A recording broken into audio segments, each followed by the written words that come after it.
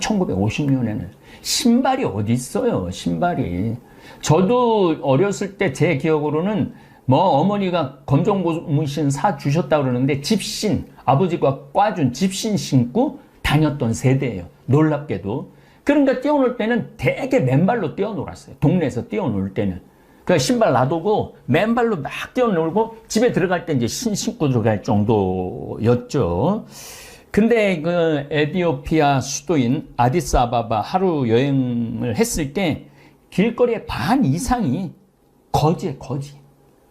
가는 데마다 먹을 거 달라고, 손 비비면서 먹을 거 달라고, 돈 좀 달라고, 돈 좀 달라고, 배고프다고. 마치 우리 어렸을 때 미국 지프차가 지나가면 김미 초콜릿 그리고 지프차 따라다녔던 시절이 떠오릅니다. 그래도 저는 자존심이 있어서 그런지 미군 지프차 지나가도 한 번도 따라가면서 김미 초콜릿이라는 말은 저는 한 적은 없어요. 애들이 근데 막 바글바글 따라다녔던 그 기억이 났습니다. 우리 교우들하고 40분이 순례를 했는데 대화를 들어보면요, 수준이 정말로 높아요. 뭐 수준이 높은 거가 제 영향도 좀 있는 것 같아요. 제 강의를 달달달달 외우더라고요. 쓴 것만 내 돈이야.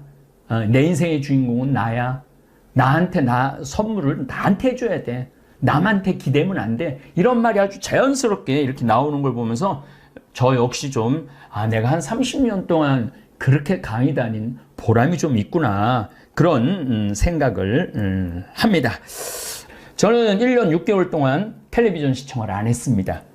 더욱이 뉴스 시청은 더더욱 안 했습니다. 그래서 1년 6개월 왜 안 했는지 여러분들 알 거예요. 대통령 선거를 10개월 했잖아요. 그때부터 안 한 거예요. 지금까지. 대통령 선거 때 윤석열 후보가 무슨 이야기를 했는지, 이재명 후보가 무슨 정책 비전을 제시했는지 거의 전혀 몰랐습니다. 이 후보들 말하는 소리를 들으면 들을수록 내가 바보 되는 것 같고 또 화가 치밀러 올라 차라리 내 마음의 평화를 위해서 텔레비전 시청을 끊어버렸습니다. 이쪽 정치인이나 저쪽 정치인이나 똑같아요.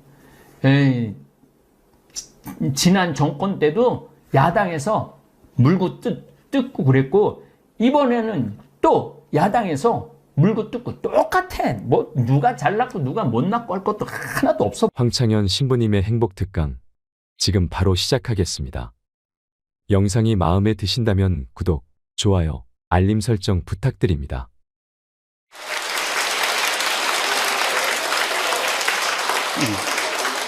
예. 21세기는 여성의 시대입니다. 정말로 이제는 여성이 살기 좋은 세상이 왔어요. 그리고 이 사회의 모든 중요한 결정, 경제적인 뭐 이런 것들도 전부 여성이 결정을 합니다. 그만큼 여성의 역할이 중요해졌죠. 또 21세기는 노인의 시대예요. 이젠 정말로 노인이야말로 늙어서 죽음을 기다리는 세대가 아니고 이 사회에 아주 중요한, 그리고 여러분들이 곧 닥칠 그러한 시대입니다. 이 여성과 노인은 지금까지 한 번도 행복한 대접을 못 받았어요, 사실은. 여성이 이제까지 사람 대접 받은 적 있어요? 지난 2000년 동안? 없죠? 요즘 들어서 여러분들 이렇게 관광버스 타고 나오고 이렇게 강의 듣고, 이 시간 남편들은 뭐예요? 돈 벌러 가잖아, 이 시간에. 요즘은 뭐 노는 시기라 좀 놀지 모르지만 노인들. 그리고 21세기는 무슨 시대냐? 서비스의 시대. 이제 이 얘기를 지금부터 여러분들하고 나누도록 하겠습니다. 자, 이 현대교회의 물론 모든 우리 교회의 화두는 뭐냐? 선교예요, 선교. 그렇죠? 네. 하늘나라를 선포하고 선교하는 거예요. 그런데 교황님 때 막 10% 막 선교가 됐는데 지금은 2%로 떨어지더니 이제는 거의 1%대로 선교가 떨어졌어요. 선교가 안 돼요. 성당에 안 나와요, 요즘. 누가 성당에 나와요? 더욱이 이 1%대로 떨어진 상태에서 천주교 교우가 500만이라고 그러는데 미사 참여는 125만 밖에 참여를 안 해요. 그러니까 4분의 1이 성당에 안 나오는 거예요. 여러분들, 우리 집안 식구가 4식구야. 4식구인데 주일날 같이 밥을 먹기로 했는데 한 명만 맨날 와서 밥을 먹어.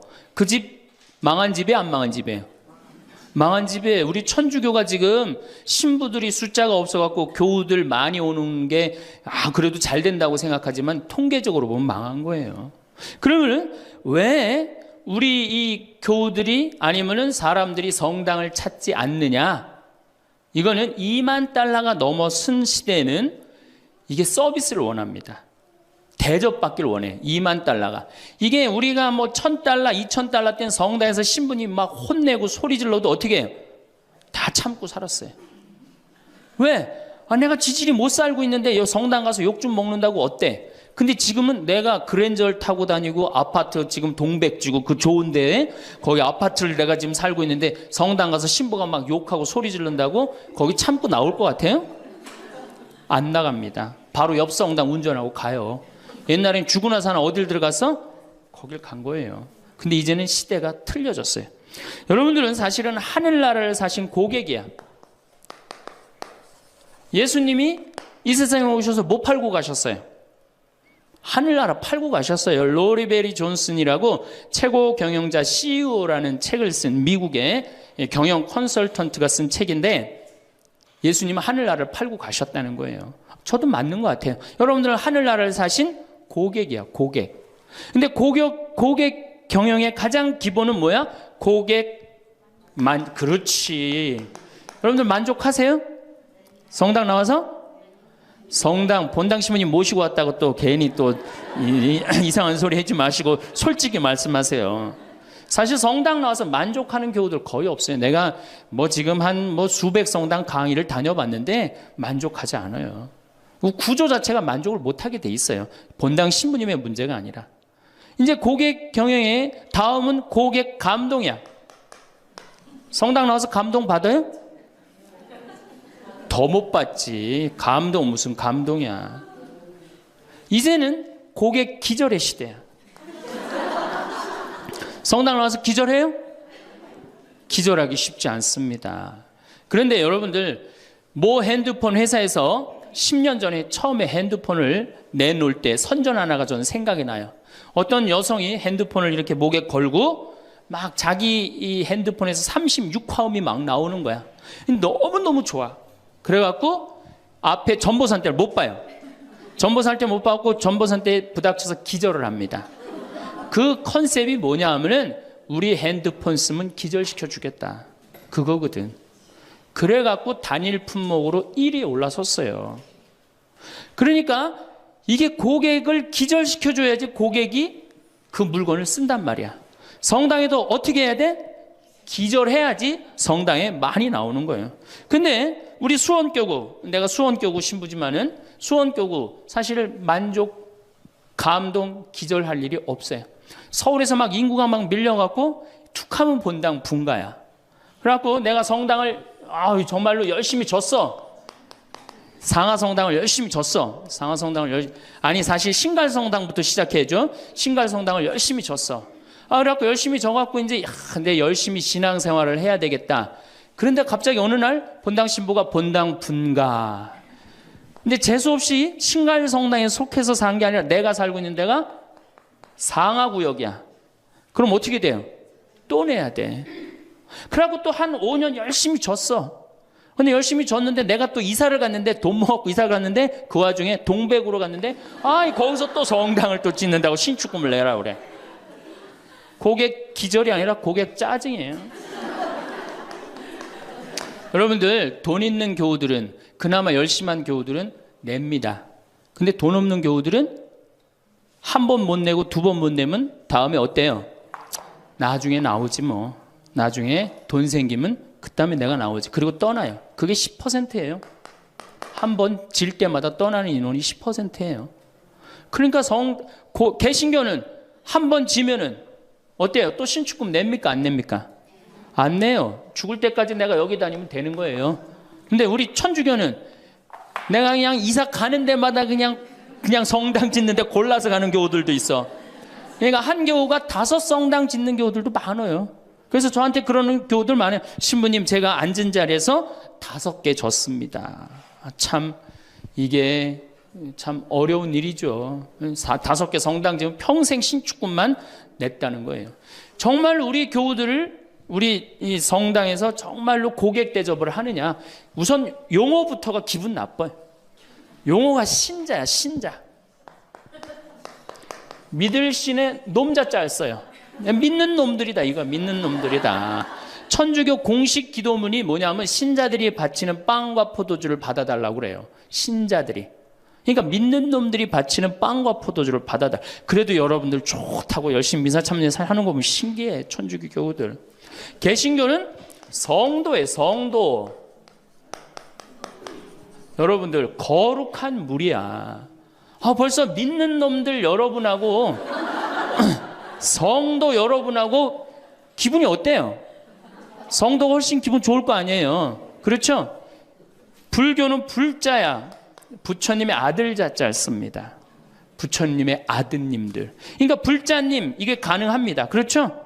성도님, 거룩한 무리 여러분님 가능하죠? 신자님 가능해요? 믿는 놈들한테 무슨 놈자를, 님자를 붙여요. 그러니까 이 불자님들은 감동을 받는 거예요. 절에 가면 스님이 얼마나 잘해줘요. 정말로 감동을 받죠. 그러니까 이 불자들은 시주를 하면은 100만 원에서 1000만 원 정도 합니다. 한 번 하면. 정말 이렇게 해요. 시주 한 번 하면. 보통 뭐 영산제 49제 같은 거 지낼 때요. 1000만 원, 2000만 원 다 해요. 성도님들은 10,000 원에서 한 10만 원 정도 합니다. 헌금을 하면. 믿는 놈들은 1,000원만 하면 되는 거예요. 그러니까 우리 교우들 헌금 안 낸다고 욕하고 혼낼 거 하나도 없다. 교우들을 헌금을 많이 내게 하려면 어떻게 하면 된다? 기절시켜주면 된다. 기절. 고객 감동을 시켜주면 된다는 얘기예요. 그 예수님의 그 경영 기법의 기본은 서비스예요. 사실은 서비스. 이게 굉장히 중요합니다. 예수님은 이 세상에 오셔서 유행어가 있으셨어요. 입만 열면 하시는 말씀이 사랑해라가 아니었어요. 입만 열면 하신 말씀이 뭐냐 하면은 섬겨라야, 섬겨라. 너희 사이에 높은 사람이 되고자 하는 사람은 남을 섬기는 사람이 되어야 하고 으뜸이 되고자 하는 사람은 종이 되어야 한다. 사실은 사람의 아들도 섬김을 받으러 온 것이 아니라 섬기러 왔고 많은 사람을 위하여 목숨을 바쳐 몸값을 치르러 온 것이다. 마태복음 20장에 나오는 얘기예요. 사람의 아들도 뭐하러 왔어? 서비스하러 왔다는 얘기예요. 섬기러 왔다는 얘기예요. 23장에 보면 너희 중에 으뜸 가는 사람은 너희를 섬기는 사람이 되어야 한다. 누구든지 자기를 높이는 사람은 낮아지고 자기를 낮추는 사람은 높아진다. 마르코 복음에도 예수님이 너희 중에 으뜸이 되고자 하는 사람은 섬기는 사람이 되어야 한다. 그러니까 예수님은 이 세상에 오셔서 봉사 받으러 오신 게 아니라 뭐하러 오셨어요? 봉사로 오신 거예요. 섬기러 오셨어요. 예수님은 분명히 섬기러 왔는데 지금 현대교회를 보면은 거꾸로 돼 있어요. 교우들이 수녀님과 신부님을 섬기고 신부들이 주교님을 섬기고 위에선 통치하고 이게 경쟁력이 있을 것 같아요? 경쟁력 없습니다. 경쟁력, 시대가 어떤 시대인데 지금 거꾸로 가고 있어요. 대통령도 지금 국민들을 섬기느니 많이 했는데 우리 가톨릭처럼 이렇게 철저하게 이 아래로 그냥 내리꽂는 데는 없어요. 그러니까 경쟁력이 있을 수가 없어요. 예수님은 아무리 당신이 이렇게 말을 해도 못 알아들을 것 같으니까 마지막 날에 어떻게 해요? 스스로 겉옷을 걷어붙이고 제자들의 발을 닦아줍니다. 이스라엘에서 제자들을 그 사막에서 먼지 있는데 발을 닦아준다는 건 종이 할 수 있는 최고의 그 아래의 섬김의 모습을 보여준 거예요. 내가 너희들의 발을 닦았듯이 너희도 어떻게 해라? 서로 섬겨라. 그러니까 이 섬기는 거는 21세기의 문제가 아니고 우리 교회의 본질이에요, 본질. 그러면은 여기 구역장님들이시죠? 반장님들이시죠? 오늘 오신 분들, 여러분들이 사실은 본당에서 누굴 섬겨야 돼? 교우들을, 신부님을 뭐하러 섬겨? 교우를 섬기라니까. 내 구역 식구, 반 식구를 얼마나 섬기느냐에 따라서 그 교회 공동체가 잘 되느냐, 잘 되지 않느냐가 결정되는 거예요. 제가 이렇게 환경센터, 수원에 우리 환경센터 있죠? 거기 직원 하나가 내가 자기 그 월급을 주는 신부인데도 하루는 와갖고 나한테 얼굴이 하얘져갖고 나는 세상에 이렇게 훌륭한 신부님을 처음 봤대. 무슨 얘기냐? 자기가 이 어느 서둔동 성당에 다니는데 그때 내 동창 신부가 있었어요. 한 10년 전 얘기예요. 예, 동창 신부가 있었는데 자기 부인이 결혼을 하자마자 자궁에 문제가 있었고 병원에 입원을 한 거예요. 근데 이 형제는 세례를 받았지만 자매는 세례를 받지 않았어요. 그런데 그 구역에서 가만히 이렇게 가정방문을 이렇게 구역장님들이 사정을 제일 잘하는 사람이 누구예요? 구역 사정을 제일 잘하는 사람. 본당 신부가 알아요? 모릅니다. 구역장님들이 제일 잘 알아요. 그래서 구역장님은 본당의 작은 신부들이야.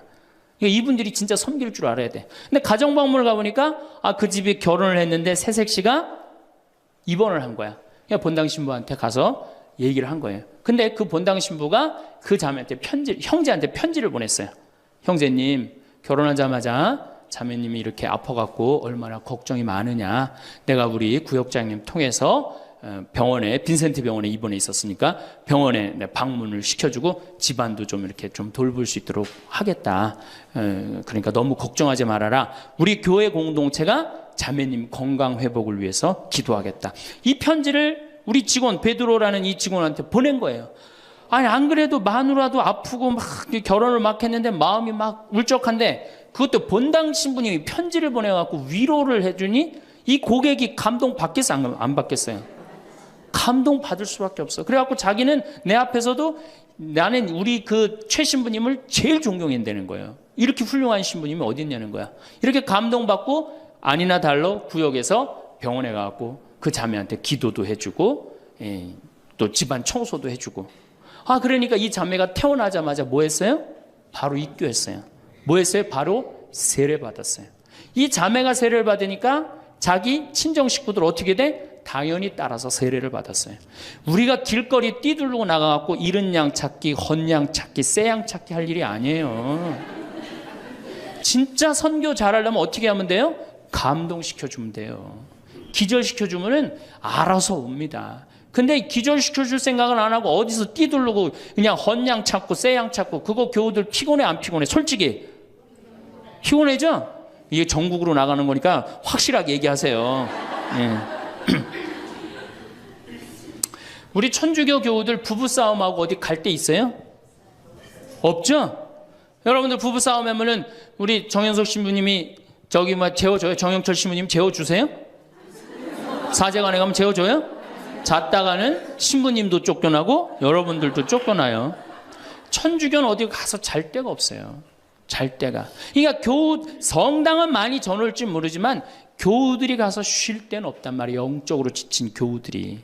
근데 개신교는 여러분들 지금 버스 타고 여기 이 동백에서 여기까지 지금 오셨는데 여러분들은 못 느꼈지만 저는 그 길을 잘 알아요. 개신교 기도원이 10개가 넘게 여러분들 지나왔어요. 10개는 넘게. 그러니까 막 속상하고 싸우고 그러면 보따리 싸두고 어디 가요? 기도원 가면은 거기서 아버지 막 소리 지르고 막 이러면은 3일 정도 하면은 속 풀리잖아요. 그럼 또 돌아갈 수 있는 거 아니에요. 그거 얼마나 좋아요. 불교는 뭐가 있어요?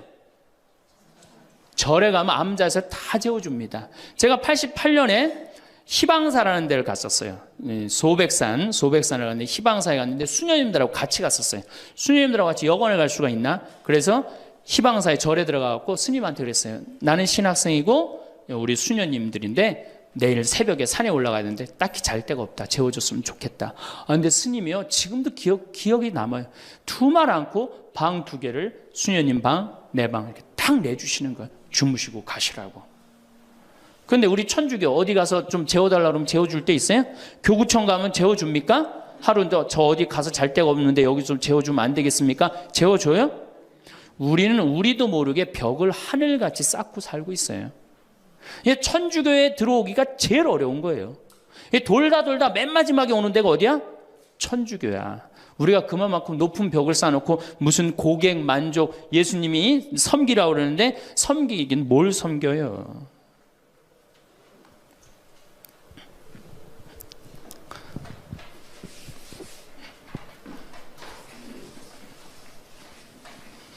제가 그 2000년에 우리 정신부님이랑 나랑 똑같이 2000년에 정신부님 모현성당에 발령을 받았고 저는 능평성당에 발령을 받았어요.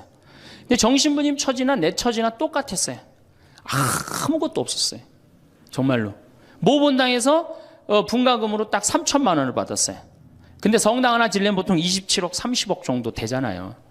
2000년이면 IMF 딱 터지고 다 망한 상태예요. 그냥 완전히 망한 상태가 2000년이에요. 본당에 가보니까 성당이 어떻게 되어 있느냐면 지붕은 천막이야. 파란 천막으로 되어 있는 거야. 그 다음에 벽은 컨테이너예요. 컨테이너. 바닥을 보니까 맨 흙이야.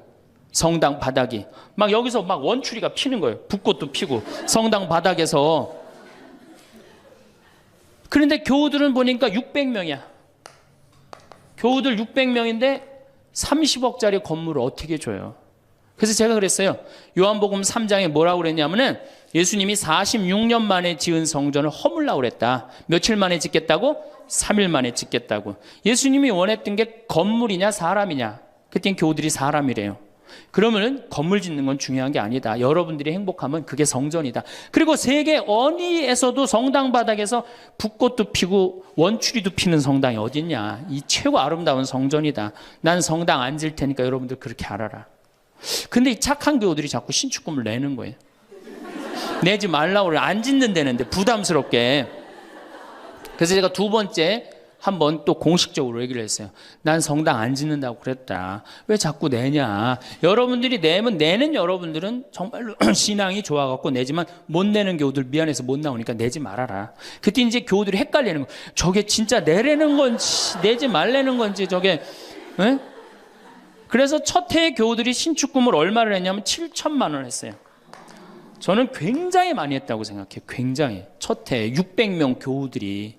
대신 이게 고객 사목 목표가 고객 기절이었기 때문에 이제 교우들한테 부활 때 성탄 때 선물 많이 줬어요.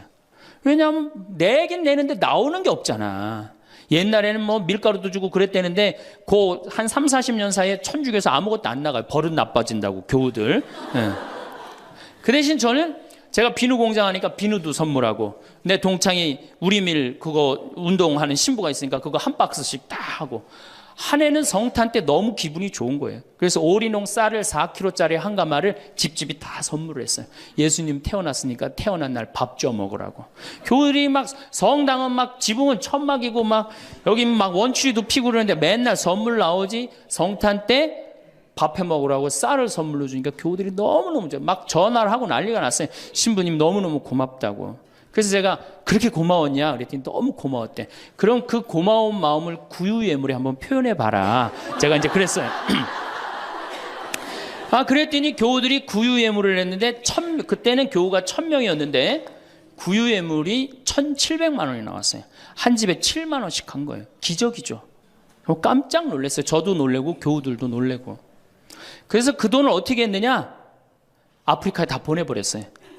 왜? 가난한 예수님 건데 성당 짓는데 안 짓는데 성당 짓는 기금을 한다는 게 그렇잖아요. 아프리카에 다 보내버렸어요. 교우들이 행복한 거예요. 어쨌든 성당은 없어도. 그리고 제가 이제 그 봄에 가을에 이제 할머니 할아버지들을 모시고 꼭 여기 생태마을에 모시고 왔어요. 모시고 와갖고 어떻게? 주일학교들은 캠프 안 데려가도 할머니 할아버지는 2박 3일씩 내가 모시고 왔어요. 진짜 중요한 교회에서 중요한 세대는 할머니 할아버지예요. 미사 다 채우는 사람들이 누구예요? 할머니 할아버지 제일 중요해. 그리고 죽지도 않기 때문에 계속 중요한 세대로 남아 있어요. 계속 중요한 세대로. 그래서 이제 할머니 할아버지들을 모시고 와서 5월달 지금부터 이제 취나물 납니다. 고사리 납니다. 그럼 내가 뜯어갖고 같이 밤에 여기 모닥불 펴놓고 며칠 전에도 만수 일동 노인대학에 와서 모닥불 펴놓고 근사하게 놀고 갔어요. 모닥불 펴놓고 고기 구워 먹고 거기서 같이 춤추고 노래하니 할머니 할아버지들이 70, 80 평생 그래본 적 있어요 없어요? 한 번도 없는 너무너무 행복한 거예요. 여기 또 래프팅도 제가 시켜드려요. 할머니들 래프팅.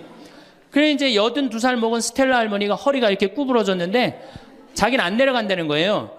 왜? 신부님 난 늙고 허리도 아프고 그래서 힘도 없고 그래서 난 못한다고. 할머니 배만 타면 배가 떠내려가는 거지. 할머니 노짓는 것도 아니니까 그냥 가자. 그래갖고 이제 할머니 손을 잡고 저 래프팅장에 내려갔어요. 근데 이제 할머니 할아버지 한 100분 정도 계셨는데 이게 머리 하얀 할아버지 머리 하얀 할머니들을 노란 하이바 씌워놓고 노란 조끼 입혀놓으니까 늙었는지 젊었는지 구분도 안 돼. 얼마나 이쁜지 몰라요. 그러고 딱 배를 타고 내려가 보니 얼마나 좋아요. 배가 두둥실 떠내려가는 것처럼 마음도 어때요? 나이 먹었다고 여러분들 감정이요. 늙었다고 감정이 없는 게 아니에요. 늙으면 늙을수록 더 감정이 더 정말로 애틋합니다. 그 할머니들 보니까 막 소양강 처녀 부르고 뭐 두만강 부르고 할아버지 배에 물 껴지고 난리도 아니야. 이제 2시간이 지났어요. 래프팅이 끝나고 할머니가 패들이라고 그래.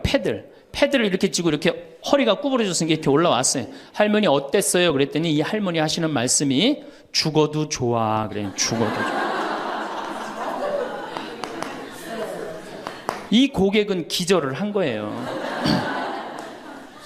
이 할머니가 애들을 8을 낳는데 본당에 돌아가갖고 그랬대요. 니네들 다 모여봐라. 다 불렀대요. 죽전, 분당, 여기 사는 교우들 다, 아들, 딸들을 다 불렀대요. 니네들 내가 80평생 살 동안 나하고 2박 3일 놀러 가고 모닥불 피고 나하고 내 손 잡고 춤춰준 적 있냐? 없지. 니네들 내가 늙었다고 나 래프팅 시켜준 적 있냐? 없지. 근데 우리 신부님이 제가 지금은 40대지만 그때는 30대였거든. 30대 중반. 우리 신부님이 그걸 다 해줬다. 나는 우리 신부님 너무너무 행복하다. 신부님 때문에. 근데 이 신부님이 성당을 줘야 되는데 돈이 없다. 돈이 없으니까 니네들 나한테 못 해준 거 돈 갖고 와라. 그래서 할머니가 신문지에 돈을 이만큼 싸갖고 왔어요. 이거 뭐냐 그러니까 신부님 이거 내가 신축금으로 자식들한테 걷어온 거래. 그러니까 이 고객이 기절하니까 내가 시키지도 않았는데 앵벌이를 알아서 해갖고 와.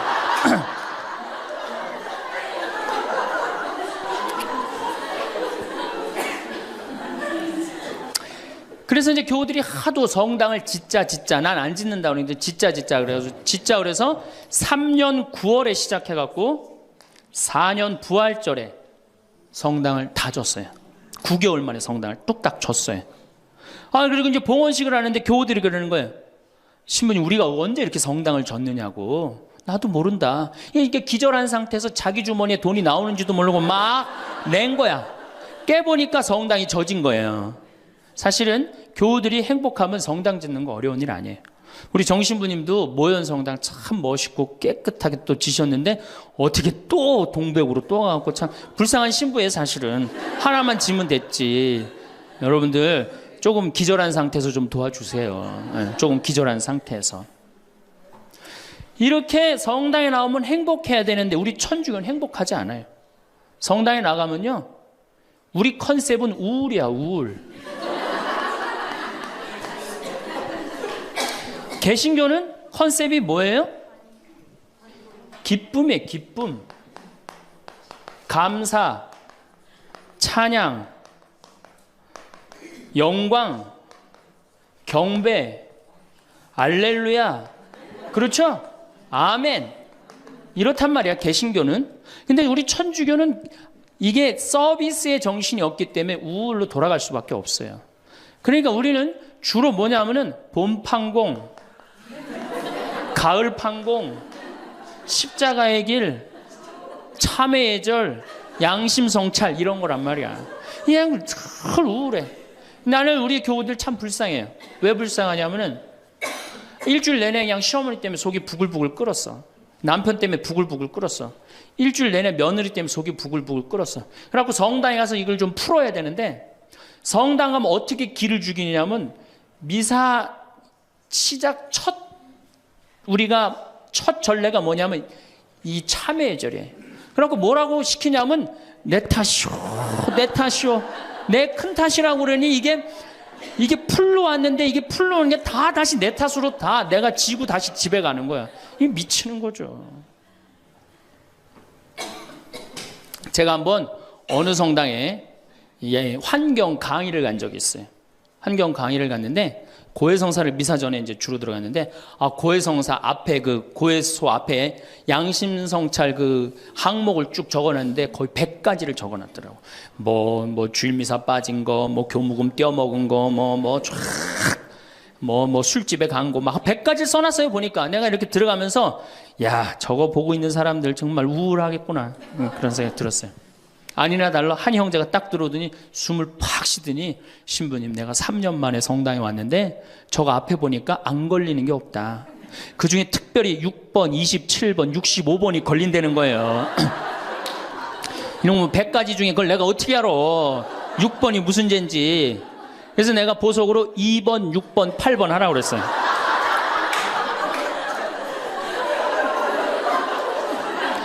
그러니까 우리 교우들은 이게 미사 참여를 해도 막 기쁘거나 내가 좀 하느님한테 경배를 드렸다, 내가 오늘 정말 알렐루야 아멘을 했다, 이런 기분이 안 들어요. 미사를 해도 막 그렇고 안 한 것 같기도 하고 성가 썰이 들으면 더 미쳐요. 내가 이 성가 이렇게 피정지도 나가서 부르다가 몇 번 죽을 뻔한 적도 있어요. 주여 임하소서 부르다가 죽을 뻔한 적 많아요. 어떻게 불러? 주여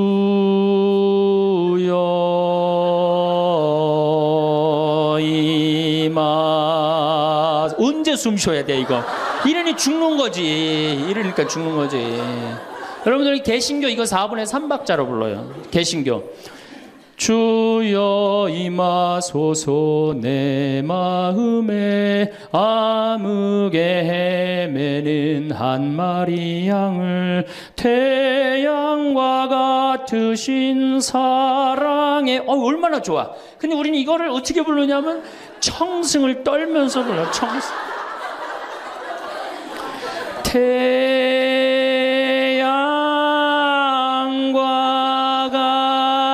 같으신 태양이, 무슨 놈의 태양이, 그런 태양이 있어요. 그래서 성가하고 나면 힘들어. 막 기쁜 게 아니라. 그렇지 않아요? 난 대림절에 제일 부르기 싫은 노래가 구세주 빨리 오사요. 그 노래 미칩니다. 그게 빨리 오라는 거예요? 오지 말라는 거지.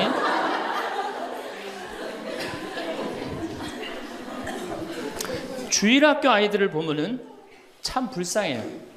왜 불쌍하냐면 주일학교 아이들이 여름신앙학교를 해요. 그럼 얼마나 신나, 여름신앙학교를 하면은. 그래갖고 막 성당에서 티도 주고 간식도 주고 율동도 배우고.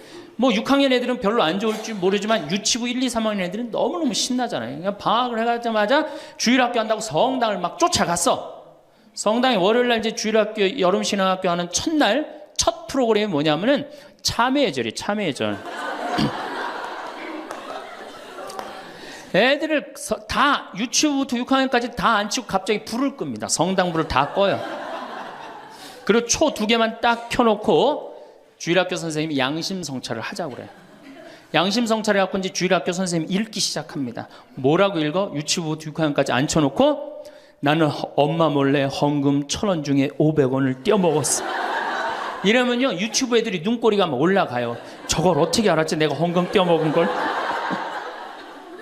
난 엄마 몰래 오락실을 갔습니다.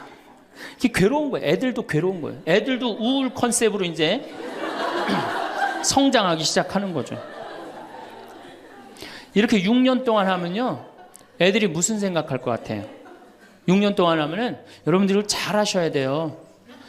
6년 동안 맨날 참회절하고 돈 떼어먹고 오락실 가고 성당 안 나가고 부모에게 불호 효도한 놈이 6학년 딱 졸업할 때 무슨 생각을 하냐면, 그래 나 같은 죄인은 이제 더 이상 성당 나갈 수가 없어. 나는 주일학교 졸업하는 동시에 성당 안 나올 거야. 죄인들은 다 떨어져 나가요. 그러니까 주일학교가 1,000명이면 중고등학교는 몇 명으로 줄어들어? 100명으로 줄어들어요. 900명의 죄인은 다 떠난 거예요. 나머지 100명은 이제 성당에 그래도 나오는데 얘네들은 어떤 애들이냐? 정말 착한 애들이든지 정말 어리삐리한 놈이지 둘 중에 한 놈만 성당에 나오는 거예요. 개신교는 주일학교가 1,000명이면 중고등학교도 1,000명, 중고등학교가 1,000명이면 청년도 1,000명이에요. 왜? 이들은 기쁘기 때문에. 그게 현대 영성에 맞는 거예요. 이들은 행복하기 때문에. 교회 나가는 행복하잖아. 찬양도 하고 영광도 드리고. 근데 이놈 먹고 성당만 나가면 눈 감켜놓고 뭐 돈 떼어먹었느니 뭐 이러니 애들이 성당 나가고 싶어요. 점점 줄어드는 거예요. 정말로 우리 애가 아이들한테 이 주일학교 아이들이 끝까지 신앙생활을 잘 시키고 싶으면 기쁨의 신앙을 가르쳐야 돼요. 영광의 신앙, 감사의 신앙. 우리가 이게 우울의 극치를 보면은 성지순례 때 이제 우울의 극치야. 성지순례. 이거는 진짜 이제 고쳐야 되는 병 중에 병이에요. 성주술 언제 갑니까? 5월에 가죠? 9월에 가죠? 여러분들 본당 신부님 정말로 훌륭한 본당 신부님 만나갖고 5월 오늘 2일이죠? 참 이 좋은 때 얼마나 경치가 좋아요 여기. 좋죠? 이렇게 좋은 데 딱 들어와서 장미 만발하고 철쭉 쫙 펴있고 하늘은 파랗고 구름도 높고 얼마나 좋아. 가을에 코스모스 만발하고. 근데 이제 솔매로 성주순례를 간단 말이야. 근데 막 버스를 타려고 그랬는데 내 마음에 맞는 자매가 내 같은 버스를 탔어. 그럼 막 손잡고 팔짝팔짝 뛰어. 그 다음에 허리에는 돈주머니도 차고 간식도 했단 말이야. 근데 레지오 단장이 가만히 보니까 우리 컨셉은 우울인데 저거 너무 들떴다.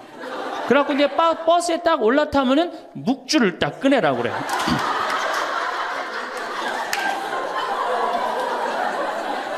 묵주를 꺼내라고 꼭 고통의 신비를 꼭 해요. 그리고 난 다음에 뭐 예수님 뭐 피땀 흘리심을 묵상합시다. 뭐 가시관 쓰심을 묵상합시다.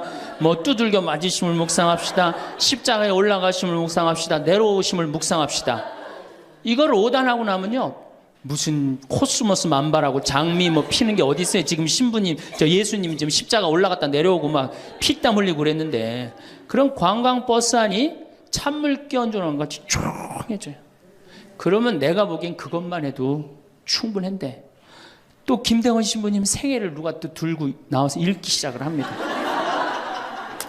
신부님 할아버지는 감옥에서 매 맞아 죽고 아버지는 1839년 기회박해 때 목 잘려 죽고 막 이런 얘기하면은 버스 아니 뭐 지금 뭐 관광버스를 탔는지 이게 관광버스가 아니에요. 장례차가 가는 거 장례차.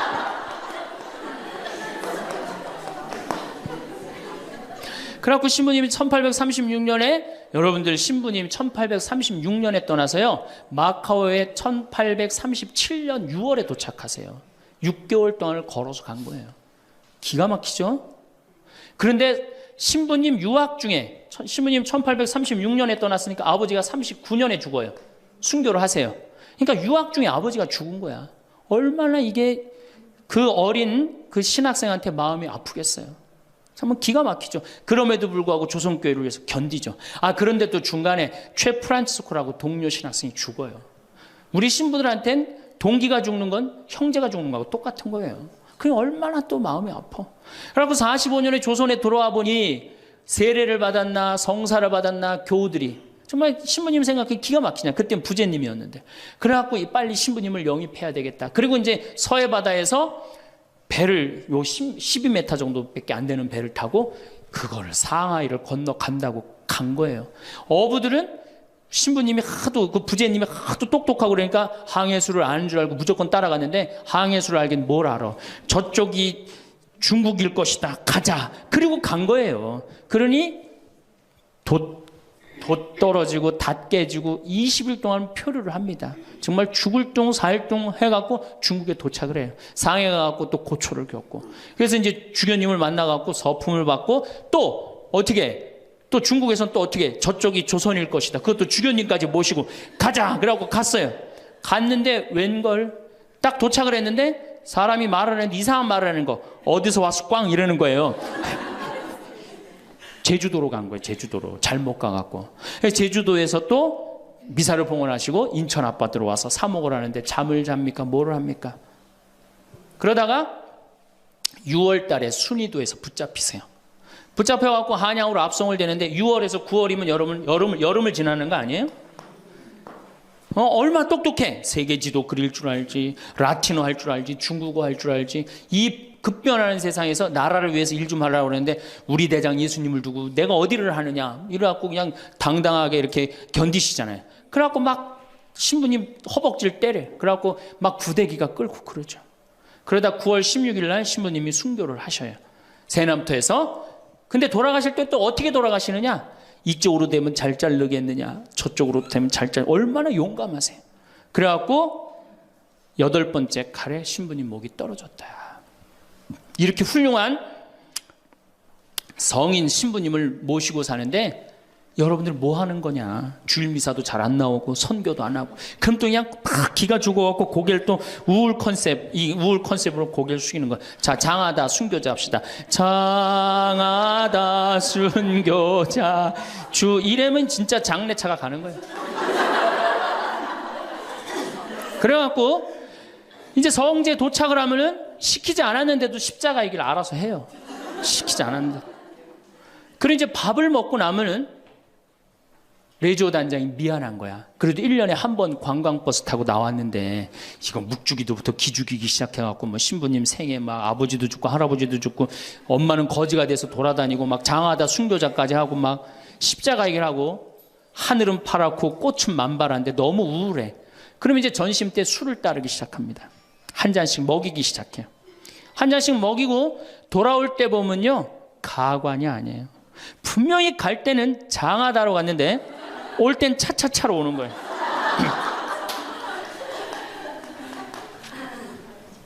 제가 보좌 신부 때 그때는 92, 3년도니까 대단했었어요. 지금은 많이 사고 때문에 못 일어나게 했죠. 그때는요. 관광버스 그 사이에 나와갖고 춤 엄청나게 췄어요. 내가 거긴 굉장히 큰 성당인데 7개 꾸리아였어. 여성 꾸리아가 4개나 있었어요. 성주순례를 가고 싶은데 젊은 보좌 신부랑 가고 싶은 거예요. 나한테 한 달을 조르는 거 가자고. 난 가기 싫다. 왜 가기 싫으냐? 그랬더니 거기 가면은 갈 땐 거룩한데 올 때는 너무 정신 없어서 난 가기 싫다. 그래도 우리 단장들이 막아줄 테니까 신부님 갑시다. 그래서 제가 그럼 갑시다 하고 갔는데 갈 땐 역시 거룩하게 가더라고요. 근데 그 성당은 여러분들처럼 굉장히 젊은 성당이야. 젊은 아줌마들이 많았어요. 내리자마자 술을 소주에 박스로 그냥 먹는 거예요.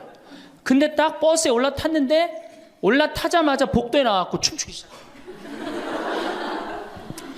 근데 저는 이해가 돼요. 1년 내내 우울했는데 딱 하루 스트레스 풀 수 있는 유일한 기회는 언제야? 성주순례 돌아오는 길. 한국 천주교 공인 다 똑같아요. 모든 성당이 다 똑같아요. 갈 땐 거룩하고 올 땐 난장판이에요. 막 춤을 추다가 자기네들끼리 춤추니까 재미없잖아. 보좌 신부하고 같이 추고 싶은데 맨 앞에 보좌 신부는 앉아있는데 이 단장님들이 막았는데 제가 어쩔 수 없이 끌려나갔어요. 신부님 우리하고 좀 오늘만은 같이 좀 놀아달라고. 그래서 저는 춤출 줄 몰라요. 신부님 걱정하지 말라고. 우리가 다 알아서 한다고. 어떻게 알아서 해? 내 손을 붙잡더니 그래갖고 이제 한 5분 정도 쳐갖고 이제 예의를 갖췄겠다 싶어갖고 이제 좀 들어가겠습니다. 그랬더니 이 자매님들이 힘이 얼마나 좋은지 내 양복 뒷덜미를 딱 잡더니 가긴 어딜 가느냐고. 오늘만은 안 된다고. 우리하고 오늘만은 신부님 우리하고 함께 놀아줘야 된다고. 그럼 막 추는 거예요. 뒤에 있는 아줌마들이 뭐라 그래? 야 니네들만 신부님 데리고 놀지 말고 뒤로 좀 보내 이러냐. 그러면 이제 이때부터는 이제 이 아줌마가 한번 품에 안고 추고 저 아줌마가 한번 품에 안고 추고 들어가지도 못하고 제발 나 좀 들여. 그때 뭐 보좌 신부니 지금이야 이제 막 인상 쓰고 승질 부리면 되지만 그때는 그게 됩니까? 막 보좌 신부 때 통제가 안 돼요. 그런데 성당 도착 2km 전에 기적이 일어납니다. 갑자기 누가 마이크를 붙잡더니 하늘에 계신 우리 아버지 이러면요 다 자기 자리로 뛰어들어가요. 알아서.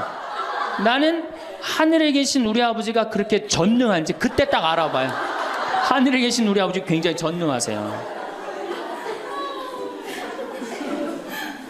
그래갖고 이제 은총이 가득하신 마리아를 하면은 이게 머리를 다듬습니다. 이제 은총이 가득한. 그리고 이제 영광이를 해요. 영광이 하면 이제 우울해지는 거예요. 그리고 사회자가 한마디 합니다. 우리 이제 본당에 돌아가서 열심히 살자고. 그럼 다 우울하게 집에 가는 거예요. 왜 신앙생활하면서 왜 우울해야 되느냐? 왜 내가 하느님을 믿으면서 정말로 자랑스럽고 당당하고 행복하지 않느냐? 문제가 많습니다. 예수님은 굉장히 축제를 좋아하셨어요. 예수님은. 여러분들 예수님 태어날 때 어떻게 태어나셨어요? 태어날 때부터 범상치 않게 태어났죠? 어떻게 태어났어요? 쇼를 하면서 태어났잖아요. 우주 쇼를 하면서. 그리고 예수님은 항상 뭐라고 그러셨느냐면 하늘나라를 잔치에 비유하길 좋아하셨어요. 잔치 참 좋아하셨어요. 잔치. 좋아하셨잖아요, 잔치. 그리고 당신은 항상 어디에 비유하길 좋아하셨어요? 신랑에 비유하길 좋아하셨어요. 이거 기쁨이에요, 우울이에요? 기쁨이죠? 그리고 예수님 부활하고 난 다음에 제자들 막 물고기 다 잡았을 때 어떻게 해줬어? 물고기 바베큐로 준비를 해줘갖고 와서 먹어라. 먹는 거 굉장히 중요하게 여기신 분이에요, 예수님. 먹는 거. 예수님 뭐 바리사이나 사두가이가 예수님 보고 욕할 때 뭐라 그래? 저 사람 맨날 먹고 마신다. 맨날 먹고 마신다. 예수님은 먹고 마시는 거 무지 좋아해요. 그래서 첫 기적을 뭘로 하셔요? 가나의 혼인잔치로 하는데 뭘로 만들어? 술을 많게 하는 기적을 하잖아요. 그러니까 술로 당신의 구원 사업을 시작하신 분이에요, 예수님은. 술로 시작해서 술로 끝내십니다. 어떻게? 최후의 만찬 때 술 3잔 마시고 성찬절례 제정하신 거예요. 얼마나 우리의 인간의 삶을 축복하셨어요. 그런데 2000년 동안 그리고 예수님 뭐라 그랬어요? 행복. 구약 시대는요 전부 하지 말아요. 뭐 하지 마라, 뭐 달린 짐승 먹지 말아라, 뭐 하지 말아라, 뭐 하지 말아라, 주일 안식일 날 뭐 하지 말아라, 맨 하지 말아잖아. 근데 신약 시대 와갖고 예수님이 입을 열어 하신 첫 마디가 뭐냐면은 첫 설교, 첫 강론. 이게 굉장히 중요합니다. 첫 강론이 마태복음 5장부터 8장까지에 있는 산상설교예요. 그 산상설교의 첫 강론이 뭐냐면 진복 8단이에요. 예수님이 입을 열어갖고 하신 거는 하지 마라가 아니라 해라야, 해라. 어떻게 해라? 행복하여라 마음이 가난한 사람들, 행복하여라 마음이 온유한 사람들, 행복하여라 마음이 깨끗한 사람들, 행복하여라 슬퍼하는 사람들. 그러니까 예수님이 우리한테 원했던 건 뭐야? 행복하기를 원한 거예요. 행복하기를. 5장 8절에 뭐라고 그러셨냐면 너희는 기뻐하고 즐거워하라. 하늘에 받을 상이 크다. 우리 보고 기뻐하고 즐거워하라고 그랬는데 2000년이 지나서 와서 보니까 기뻐하고 즐거워하는 건 온데간데 없고 우울만 남아있어. 이거 문제가 있는 거죠. 그리고 7장에 뭐라고 그러셔요? 너희들 걱정하지 말아라. 내일 걱정은 누구한테 맡겨라? 내일한테 맡기고 오늘 한 일로 오늘 충분하다. 이렇게 예수님이 우리한테 행복한 걸 가르쳐 줬는데 우리는 행복은 온데간데 없고 우울한 것만 남아갖고. 그러니까 우울하니까 우리 천주교 교우들은요 하늘을 향하지 않습니다. 어딜 향해요? 땅바닥을 향해. 땅바닥을 향하다 보니까 못 받은 것만 생각나는 거야. 그러니까 우리가 받은 게 999가지인데 하느님한테 그거 감사. 여러분들 이 아름다운 자연 공짜로 보는 거 감사해 안 감사해? 공기 공짜로 마시는 거 감사해 안 감사해? 하느님이 빈님 공짜로 내려주시는 거 감사해 안 감사해? 북한에서 안 태어나고 남한에서 태어난 거 감사해 안 감사해? 감사하죠? 감사할 게 얼마나 많아. 이 하늘을 봐야지 감사한데 우린 우울하니까 땅바닥만 보는 거야. 그러니까 못 받은 것만 생각나는 거예요. 못 받은 거 더 달라고 하느님 부담스럽게 묵주기도 9일기도 54일기도 해가면서 계속 달라고 그러고 그냥 우울한 컨셉은 이렇게 영성이 따라갈 수밖에 없어요. 이제 여러분들 감사하십시오. 데살로니가 전서 5장 16절에 뭐라 그래? 항상 감사하시오. 항상 기도하시오. 항상 기뻐하시오. 이것이 우리 주 예수 그리스도를 통하여 드러내신 하느님 아버지의 뜻입니다. 그랬어요. 그러니까 여러분들 정말로 내가 하느님을 믿는다, 내가 천주교 신앙생활을 한다, 그러면은 그거는 굉장히 당당한 거고 감사한 거고 영광스러운 거예요. 근데 우리 자꾸 젖어들어요. 오그라들어. 내가 신학생 때 한번 밥을 먹으면서 일반 음식점에서 성호를 긋고 밥을 먹었어요. 성부와 성자와 성령의 이름으로 아멘하고 밥을 이렇게 기도를 하고 먹었는데 반대편에 앉아있는 형제가 내가 보긴 성당 다니는 형제 같아 보니까. 근데 저 젊은 놈이 성호를 긋고 밥을 먹으니까 굉장히 미안했나 봐요. 그래서 이렇게 보는데 내 눈에 딱 띄었어요. 허벅지에 십자가를 이렇게 긋고 먹더라고요. 우리 신앙이 자꾸 이렇게 오그라드는 거예요. 우리가 하느님께 받은 은혜가 너무 많으면은 하느님께 영광 드리고 그 받은 은혜에 대해서 다른 사람한테 자랑하는데 우리는 그런 영성이 없어요. 못 받은 것만 생각나고. 그러니까 이 감사기도, 찬양기도, 영광기도 드리는 것보다는 간구기도가 훨씬 많아요. 우리가 간구기도를 하다 보면 자꾸 하느님을 의심하게 됩니다. 여러분들 신앙은요 감사드리고 찬양드리다 보면 하느님과 거의 하나가 되는데요 자꾸 간구기도를 바치면 자꾸 하느님과 갭이 생겨요. 점점 멀어지는 거예요. 그러니까 여러분들이 청원 기도를 많이 하면 할수록 어때요? 하느님과 멀어지는 거예요. 그리고 예수님이 뭐라 그랬어요? 너희들 굳이 이 말 저 말 하지 말아라. 하느님 아버지가 다 알아서 해줄 거다. 그 좋은 말씀을 우리가 다 듣고도 우리는 신앙의 본질을 자꾸 어긋나고 있는 거예요. 그래서 여러분들 이제 우울을 내다 버리십시오. 우울을 내다 버리고 정말 행복하게 그렇게 사시고, 다음 시간에 제가 그럼 어떻게 하면 행복하게 살 수 있느냐, 우리가 정말로 행복으로 가는 길이 뭐냐, 이거 전심 먹고 하도록 하겠습니다. 참미수님, 네, 오랜만에 번외 특강 준비해 봤습니다. 현재 제3국, 그러니까 가난한 나라죠. 아프리카, 남아메리카, 동남아시아 국가들에게 가장 인기 있는 나라는 대한민국이랍니다. 우리나라는 약소국가를 침략해서 식민지로 삼지도 않았고, 중국처럼 경제적 침탈도 하지 않고, 정말 해외 원조기금으로 지금 세계에서 16번째로 지원을 많이 해주는 나라예요. 근데 더 아마 앞으로 많이 할 거예요. 학교도 지어주고 물 제공 프로젝트도 실시하고 의료 지원 사업도 지원해주는 천사 나라라는 칭송을 받고 있습니다. 제가 그 1박 2일 머무르고 이제 호텔에서 아침에 비행기 타려고 나왔는데, 그 벨보이들이라기보다도 세큐리티들이죠. 경호원들이 니하오 그러더라고요. 그래서 니하오 너 나는 사우스 코리아라고 그랬더니 사우스 코리아 그러면서 탁 이렇게 엄지를 촥 올리더라고요. 사우스 코리아 좋다고. 니하오 자기네들 싫어한대요. 그 니하오도 싫고 아메리카도 싫어한대. US도 싫어한대. 근데 한국은 괜찮다는 거예요. 한국은 형제의 나라라는 거예요. 그럼 무슨 얘기인가 했더니 6.25 전쟁 때 그 황제가 그 정예병을 파견해줘요. 그래서 에티오피아에서 파견 온 군인들은 백전백승이었다고 그래요. 그렇게 잘 싸웠다고 그래요. 그때 다 15살, 20살 된, 그래서 그들을 추모하는 기념관도 가보고 사진도 보고 그랬는데 굉장히 많이 보냈더라고요. 그래서 이디오피아 사람들이 우리한테 형제의 나라라고 그러고 우리가 이디오피아에 지원을 많이 해주죠. 그래서 지금 전 세계에서 지금 인기 있고 뜨는 나라가 한국이에요. 더욱이 요즘 드라마, 영화, 저도 텔레비전을 전혀 시청하지 않는데 넷플릭스로 드라마 그 선샤인, 미스터 선샤인 그거를 보는데 어쩜 그렇게 화면을 잘 만들었는지. 또 귀국하자마자 한산이라는 영화를 봤는데, 야, 저희가 미드를 안 봐요. 재미가 없어서. 속도전이 없어요. 미국 드라마를 보면 저 애들 장난하는 거야 뭐야. 근데 우리들의 블루스도 다 이제 잠비아, 이디오피아, 미국 다니면서 우리들의 블루스도 다 봤고 하도 재밌다고 그래갖고 그것도 다 봤어요. 그리고 요즘은 이상한 변호사 우영우를 보고 있는데, 그 법률이라 참 굉장히 재미없을 것 같고 딱딱할 것 같은데 한 판례가 우리의 삶하고 많은 연관이 있더라고요.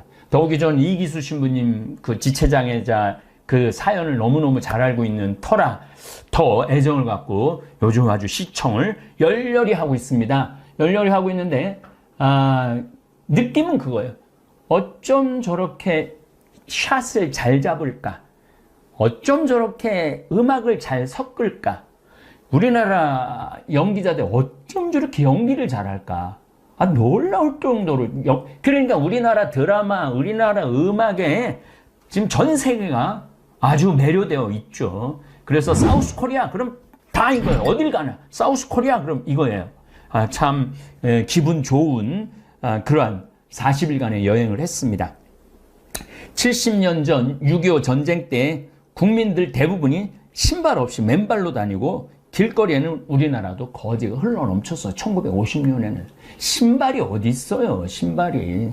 저도 어렸을 때 제 기억으로는 어머니가 검정고무신 사 주셨다고 그러는데 집신, 아버지가 꽈준 집신 신고 다녔던 세대예요. 놀랍게도. 그러니까 뛰어놀 때는 되게 맨발로 뛰어놀았어요. 동네에서 뛰어놀 때는. 그 신발 놔두고 맨발로 막 뛰어놀고 집에 들어갈 때 이제 신고 들어갈 정도였죠. 근데 그 에티오피아 수도인 아디스아바바 하루 여행을 했을 때 길거리의 반 이상이 거지에 거지. 가는 데마다 먹을 거 달라고 손 비비면서 먹을 거 달라고 돈 좀 달라고 돈 좀 달라고 배고프다고. 마치 우리 어렸을 때 미국 지프차가 지나가면 김미 초콜릿 그리고 지프차 따라다녔던 시절이 떠오릅니다. 그래도 저는 자존심이 있어서 그런지 미군 지프차 지나가도 한 번도 따라가면서 김미 초콜릿이라는 말은 저는 한 적은 없어요. 애들이 근데 막 바글바글 따라다녔던 그 기억이 났습니다. 그리고 너무 불쌍해요. 그래갖고 호텔에서 빵 5개를 내 가방에다 집어넣고 정말로 빵을 직접 주는 게 제일 나아요. 돈을 좀 뺏기니까. 그래갖고 빵을 5개를 나눠줬던 기억도 납니다. 먹는 게 없으니까 뼈골이 앙상하죠. 거의 저도 뼈골이 앙상하잖아요.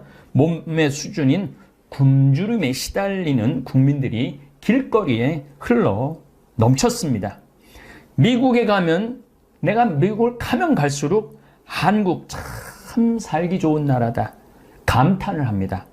대한민국이 이제 국가기반시설이나 국민 수준이 미국과 견주어도 하나도 어색하지 않는 내 나라 대한민국 생각하면 가슴이 벅차오릅니다. 전 요즘 다볼사이버 교우들하고 만날 기회가 몇 번 있었어요.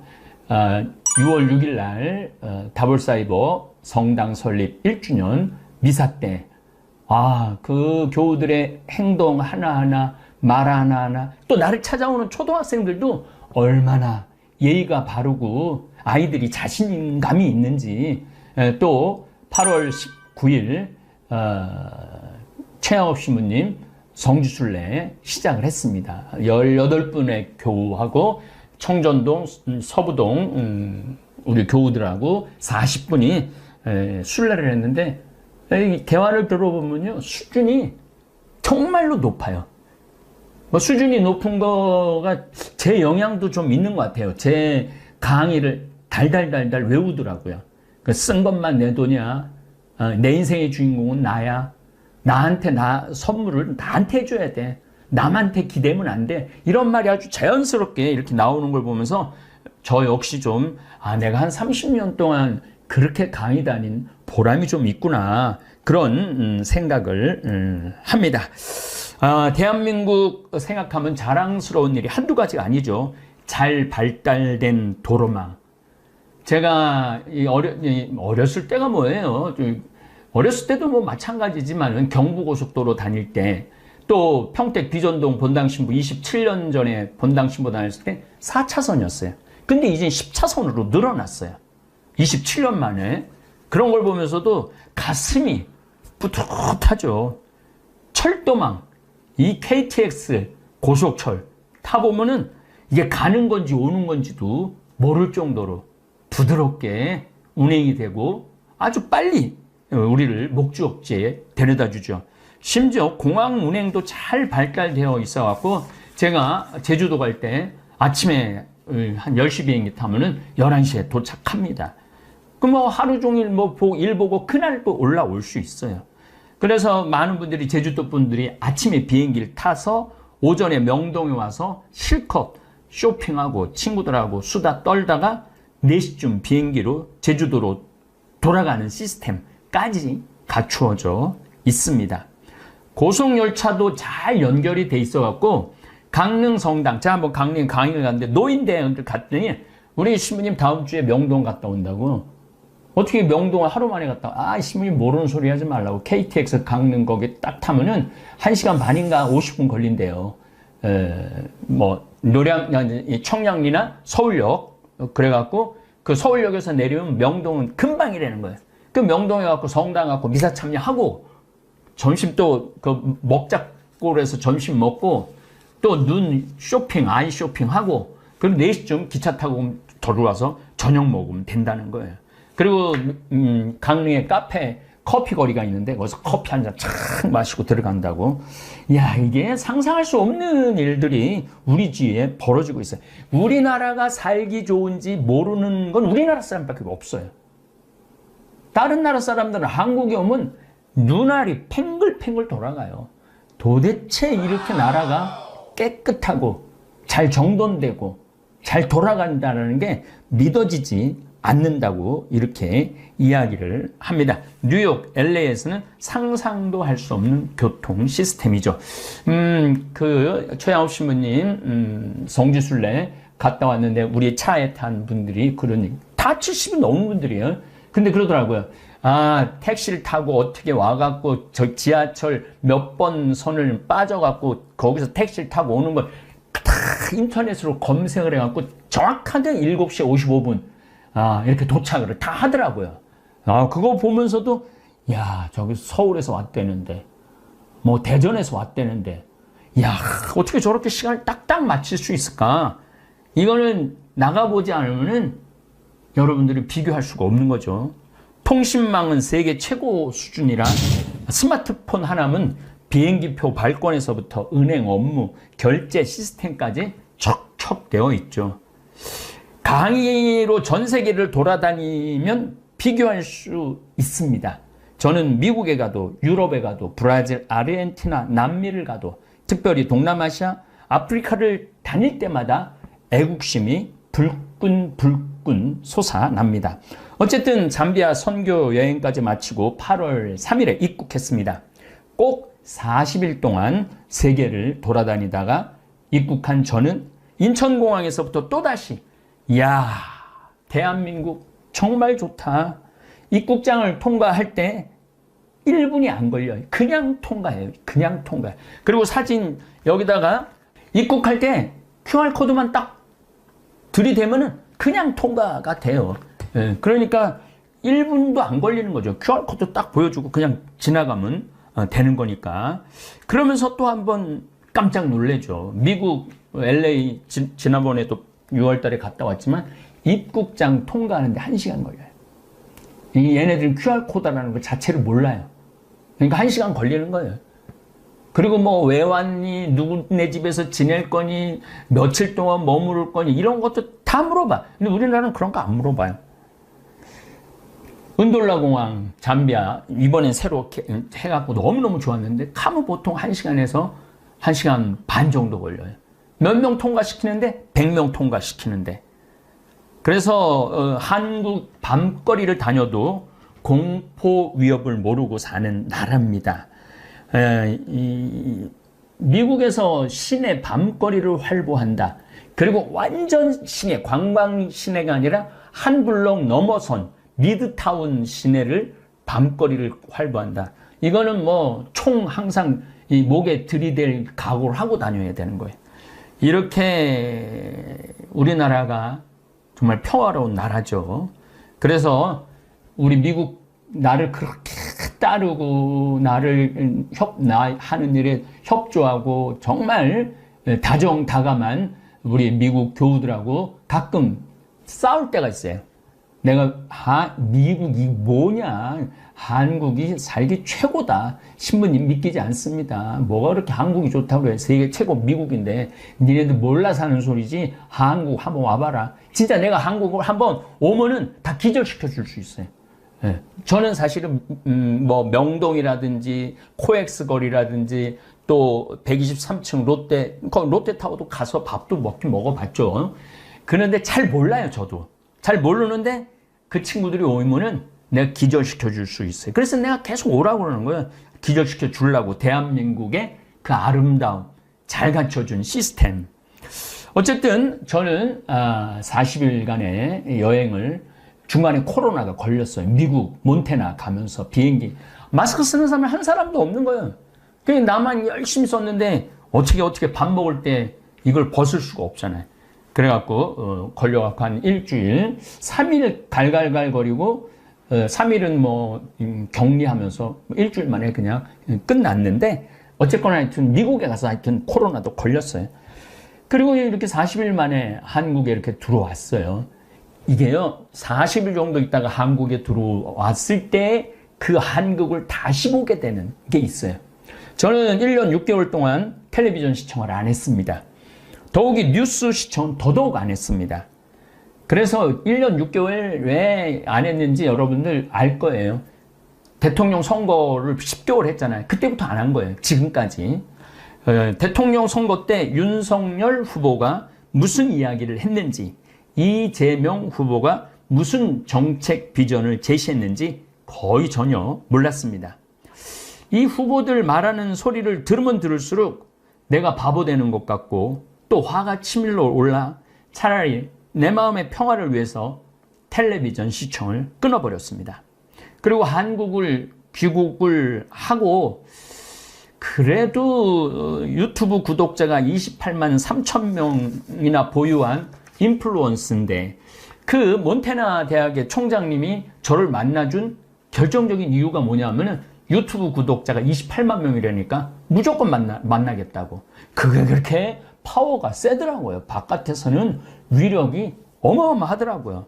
어쨌든 국제 정세와 국내 정치를 좀 알아야 될 것 같아갖고 시차 적응도 할 겸 사제관에서 3일 정도 뉴스만 시청을 했습니다. 아니나 다를까 시청하는 내내 가슴이 답답했습니다. 아니 지금 방송국들 뉴스가 저런 문제를 하루 내내 다뤄야 하나? 지금 세계가 어떻게 돌아가고 있는데 저 모양 저 꼴로 온 나라가 신경을 곤두세워야 하나? 그럼 무슨 문제로 제가 속이 답답하고 뒤집어졌는지 1년 6개월 동안 대한민국 정치 뉴스를 시청하지 않은 입장에서 말씀드리겠습니다. 우선 제가 뉴스 검색을 쫙 해봤어요. 2022년 7월 13일부터 2019년 11월에 탈북한 주민 16명을 죽이고 내려왔다며요. 주민 2명을 돌려보낸 사건을 한 달이 지난 8월 19일까지 오늘 어제까지 그러니까 지금 한 달 이상 넘게 뉴스와 신문지 일면을 도배를 했어요. 당연히 국민들은 탈북민 북송에 관한 이야기 속으로 빨려들 수밖에 없죠. 아니 지금 대한민국이 당면한 문제가 얼마나 심각한데 탈북민 2명을 북송시킨 사건이 한 달 내내 뉴스에 오르내려야 하는가 하는 문제입니다. 지금 대한민국가 당면한 가장 심각한 문제는 지구온난화와 그에 따른 피해 상황입니다. 여러분들 올 여름에 홍수 때문에 몇 명이 죽었는 줄 아세요? 17명이 죽었어요. 우리나라 국민이 17명이. 그 17명이 더 중요해요? 북송시킨 2사람이 더 중요해요?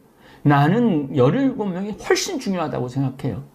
그래서 왜 이렇게 홍수가 나고 지금도 파리가 지하철이 난리가 나고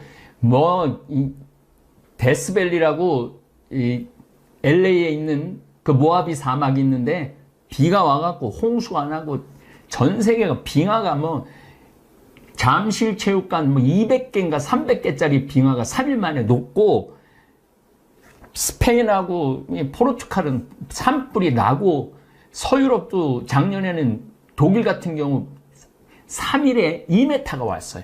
비가. 2m, 3일에 2m면 여기 천정 있는 데까지 비가 온 거예요. 3일에. 그 지역에. 그래갖고 수천 명이 죽었잖아요. 지금 우리 뉴스 보도 매체가 다뤄야 되는 건 매일매일 지구온난화에 대해서 다뤄야 돼. 그리고 지금 유럽이나 이런 나라들은 에너지 절약해야 된다. 그래서 어떻게 하면 석유를 들 수 있느냐, 차량을 덜 운행을 할 수 있느냐, 이런 운동을 하고 있어요.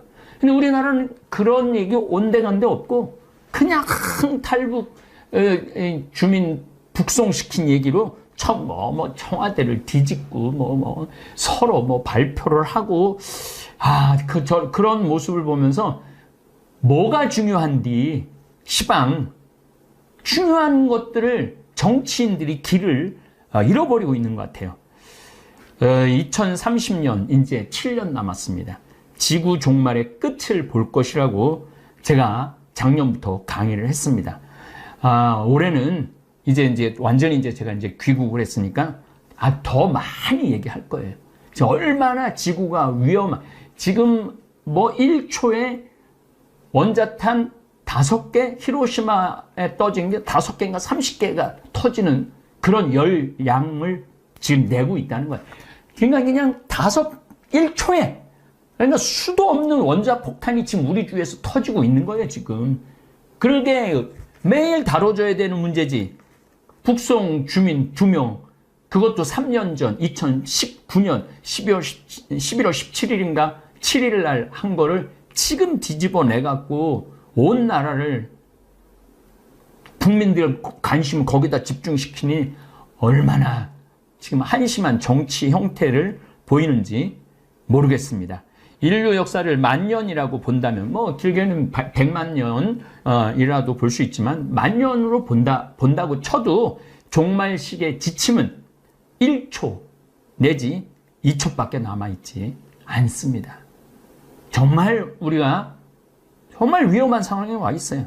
지금 텔레비전 뉴스에서 지구온난화에 대해 매일 매순간 붕괴 현상을 보여주고 전문가들이 나와서 강의를 하고 국민들은 어떤 대피를 해야 하는지 뉴스, 인터넷, 신문지상에 올라와야 합니다. 그런데 그런 것들이 먼저 올라오지 않고 엉뚱한 문제들이 먼저 올라와요. 그 개인 이번엔 저 장관이 누가 됐는지 후보가 누군지 어떻게 임명됐는지 하나도 몰라요. 알아야 될 필요가 없는 게 아니 새 정부가 꾸며졌으면 사람을 골라야 되잖아요. 사람을 고르면 어떻게 완벽한 사람을 고를 수가 있어요. 아마 내가 장관 후보에 올라가도 난 금방 낙마할 거예요. 저 자신도. 그러니까 일단 장관 후보가 됐으면 좀 믿어주고 임명에 동의를 해주고 빨리 일을 할 수 있도록 그래야지 나라가 돌아가게 돼야 되는데 이쪽 정치인이나 저쪽 정치인이나 똑같아요. 지난 정권 때도 야당에서 물고 뜯고 그랬고 이번에는 또 야당에서 물고 뜯고 똑같아. 뭐 누가 잘났고 누가 못났고 할 것도 하나도 없어 보면은 저는 이번 홍수로 가축이 10만 마리가 폐사가 됐다고 그래요. 집이 유실된 경우가 15,000채라고 그래요. 제가 이 성지순례 가느냐고 이번에 충청도를 돌았는데 피해가 보통 심각한 게 아니더라고요. 그냥 우리 동네도 인삼밭 7년짜리 인삼밭이 싹 다 쓸려는 애가 있어요. 그분은 아마 미칠 거예요. 7년 동안 농사가 한순간에 다 날아갔으니 이런 곳에 정치인들이 쫓아가 보고 위로해주고 대책을 세워야 되는데 이게 뭐 남의 일처럼 지금 하고 앉아 있으니 참 안타까워요. 알프스 빙하가 녹아 홍수로 마을 산마을이 하루아침에 사라진 사건. 북극 빙하가 녹아서 1만 년 전에 멸종된 매머드가 아주 쌩쌩하게 살아있는 그대로 발견된 사건. 뭐 이런 것들이 우리나라 국민들이 아주 전문가로 머리에 박혀 있어야 돼. 그리고 그런 뉴스나 보도나 또 시사에 관련된 분들은 물론 다루긴 다루고 있지만은 그 메인을 장식하는 내용은 그게 있지 않고 엉뚱한 내용들이 많이 올라가 있다. 이런 이야기를 하는 겁니다. 우리나라가 또 당면한 문제는 우크라이나와 러시아 전쟁입니다. 처음에는 6개월 전에는 관심이 있다가 이제는 아예 거의 보도조차 하지 않는 상황입니다. 우크라이나와 러시아 전쟁으로 에너지 전쟁이 동시에 일어나고 있습니다. 1배럴, 한 156리터 정도 되죠. 드럼통이라고 그러지 옛날에. 그걸 1배럴이라고 그러는데 석유가 60에서 80달러 정도 안정되게 지속되다가 전쟁이 일어나고 났는데 130달러까지 치솟았습니다. 그래서 우리도 1리터에 2,000, 제가 40일 전에 나갈 때 2,100원까지 보고 나갔거든요. 근데 지금 1,700원으로 떨어졌어요, 많이. 그래도 계속 왔다 갔다 할 거라는 거예요. 130달러, 110달러, 심하게는 140달러까지 올라간다는 거예요. 그러니까 우리나라가 수출을 잘하고 있음에도 불구하고 5개월째 무역 적자를 보고 있습니다. 수출 주도 국가인 대한민국의 최고 빨간불이에요, 지금. 8월 1일부터 10일까지만 해도 77억 달러 무역 적자를 보이고 있어요. 물건을 그렇게 잘 팔고 있는데도 무역 적자를 보이고 있는 거죠. 그렇다면 정치 지도자들이 온 신경 쓸 일은 에너지 절약이에요. 석유 에너지에서 신재생 에너지 개발에 온 나라가 힘을 모아야 되고, 그런 운동이 각 단체에서, 이번에 저도 아프리카 가고 신학교 또 선교센터 전부 다 태양광으로 다 바꿨어요. 샌버나디노도 태양광으로 다 갈 거예요. 그리고 문경도 태양광으로 많이 갈 거예요. 그래서 태양광으로 거의 많이 바꿀 거예요. 이제 탄소 중립 이거 2030년 지나고 나면은 경제 자체도 완전히 바뀔 거예요. 세상은 완전히 바뀌고 있는 거죠. 여기서 한 가지 우리가 알지 못하는 덫이 있는데, 신문 지상에서 노출되는 제목에 따라 국민들은 이리 흔들리고 저리 흔들릴 수 있습니다. 네이버나 다음 헤드라인 뉴스, 또 이 유튜브를 보면은 신문을 계속 넘겨주면서 신문의 헤드라인을 설명을 해주죠. 이런 뉴스들을 보면은 국민들은 그쪽으로 관심이 갈 수밖에 없어요. 그래서 TV 시청을 안 하는 게 오히려 현명하게 사는, 바보같이 안 살고 현명하게 사는 거죠. 오늘 헤드라인 뉴스를 한번 뽑아봤습니다. 다음에서 뽑아봤습니다. 선거법 위반 혐의 박형준 부시장 1심 무죄. 김기춘 세월호 보고 답변 조작. 4년 만에 뒤집혀. 36세 영총리 광란의 섹시춤. 가처분 폭탄 던진 이준석의 여 부글부글. 너 죽고 나 죽자식. 경찰학교 졸업식 윤 김건희 여사 흉장 달아주고 엄지척. 역풍 맞은 젤렌스키 국민 이탈 경제 손실 탓 러침곡 미리 안 알려. 정의 개발자만 곤란했다 현대차가 꾸리는 조직의 정체. 하와이 유튜브 찍다 칼 들고 협박 정창욱 셰프. 양쯔강까지 말라버린 중 올해 첫 국가 가문 경보. 이거 아주 중요한 문제죠. 이런 것들은. 근데 우리가 이걸 헤드라인 뉴스를 장식할 만한 내용, 굳이 무슨 유튜브가 칼 찔른 걸 이런 데 올려놓을 필요가 있는가? 저는 그런 생각해요. 침 놓고 안마 잘하고 머리 좋은 은여들 양반들에게 첩. 이렇게까지 할 필요가 있나? 그런 거예요. 람보르기니 100만 원에 가져가실 분 황당한 실제 차주는. 정경심 허리디스크 증세 호소 조국 부부 재판 일찍 종료. 참, 이 문제도 제가 나중에 한번 다룰 문제인데, 이 한 가족의 어떤 비리, 한 가족의 어떤 잘못, 이게 온 국민이 지금 몇 년째 시달리고 있는 거예요. 지금 2년, 3년째 시달리고 있는 거 아니에요? 저는 이런 게 이해가 안 가요. 지금 우리가 앞에 문제를 다뤄야 되는데 옛날 문제만 다 다루고 있잖아요. 당진 A대학 성폭행 태권도 코치 학교에서 정식 채용한 적 없다. 이런 내용이 헤드라인 뉴스예요. 네. 저는 지구온난화 문제 다뤄야 되고 우크라이나 전쟁 다뤄야 되고 미국 인플레. 그래서 어쨌든 대한민국이 지금 직면한 문제는 어느 후보 장관 비리가 아닙니다. 미국의 인플레이션을 따라갈 수밖에 없는 한국 경제, 비트코인, 가상화폐로 피해를 보는 젊은이들, 인구 절벽, 이거는 매일 다뤄야 되는 문제예요. 애 안 낳는 거. 그냥 우리나라는 그냥 급격하게 일본처럼 망해가는 거예요. 그래서 제가 평화방송하고 얘기할 때 첫 애 낳으면 한 달에 200만 원씩 줘야 된다. 둘째 애가 낳으면 걔는 300만 원 줘야 된다. 셋째 애가 낳으면 400만 원 줘야 된다. 그렇게 아주 간절하게 얘기를 했건만 관심이 없어요. 뉴스를 보면은 그 인구 절벽에 대한 보도를 찾아보기가 힘들어요. 그게 가장 심각한 문제인데도 그러니까 국민들이 마음이 지금 어디로 돌아가고 있는지를 모르는 거야. 국민들 마음이. 뭐가 중요한데. 뭐가 중요한지를 알아내는 게 지도자죠. 그래서 정말 첫째 200, 우리는 지금 하고 있어요. 우리 다볼사이버 성당은 많이는 못하지만 우리 국가가 아니니까 30만 원씩 지원해주고 있어요. 지금 요새 신청자가 많아요. 내년에는 50만 원으로 올릴 생각이에요. 나라도 해야지. 우리 다볼사이버 교우라도 해야지. 고령화, 풀어야 할 숙제 중에 하나가 또 고령화죠. 그리고 이제 제가 이제 열심히 추진하고 내년에는 뭐 어마어마하게 크게 추진할 거, 땅 농약으로 죽어가는 땅 살리는 운동. 땅이 살아나야지 사람도 살아나거든요.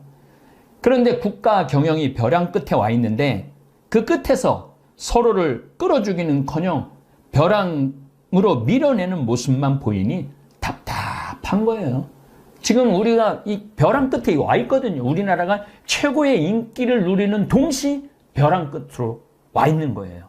임진왜란 때 그렇게 허술했던 조선군이 이순신 장군의 해군력, 특히 거북선으로 일본을 본토로 노량해전에서 밀어내는 저력을 보여줬습니다. 그때까지 나라를 우리는 제대로 뺏긴 적이 없어요. 물론 병조를 한때 청나라한테 무릎을 꿇긴 꿇었지만은, 그런데 조선 말기에는 그 좋던 해군 기술은 어디 가고 총포 한 번 제대로 쏴보지 못하고 나라를 일본에게 뺏겼어요. 그것은 100년 동안 당파 싸움 때문에 그랬던 거예요. 당파 싸움 때문에. 당파 싸움 때문에 나라를 망가뜨려 놓은 거예요. 바로 정치에 있었던 거죠. 정치를 잘하면 나라가 강하고 정치를 못하면 나라가 망하는 거예요. 저는 이번에 이티오피아를 가고 잠비아를 둘르면서 박정희 대통령에 대해서 다시 생각하게 됐어요. 정말 박정희 대통령은 이 나라를 살린 영웅이에요. 영웅. 물론 무슨 인권하고 장기 집권 있었지만은 장기 집권을 하고 인권을 그렇게 빼앗은 나라는 수도 없어요. 그런 나라 중에 이 가난한 나라에서 탈출해갖고 선진국이 된 나라는 우리나라밖에 없어요. 그 밑거름은 누가 뭐라 해도 박정희 대통령이라는 생각이 들어요. 이 잠비아를 가보면은 대통령이 바뀌어도 그 나물의 그 밥이야. 그 나물의 그 밥. 똑같아. 뭔가 아주 비장함이 없어. 비장함이. 근데 우리 어머니 아버지 세대 때 비장함이 있었잖아요. 중동에 가갖고 공사한 분들 비장한 각오가 있었잖아요. 독일에 광부로 갔던 간호사로 갔던 분들 비장한 각오로 간 거예요. 그리고 미국에 힘들게 유학 갔다 온 그 교수들이 이 나라 한번 살려보겠다고 정말 온 국민이 비장하게 그동안 한 50년을 끌어와갖고 여기까지 올려놓은 거야. 말하면은. 그런데 지금 요 정치인들이 이 말아먹고 있는 거예요. 말아먹고 있는 거예요.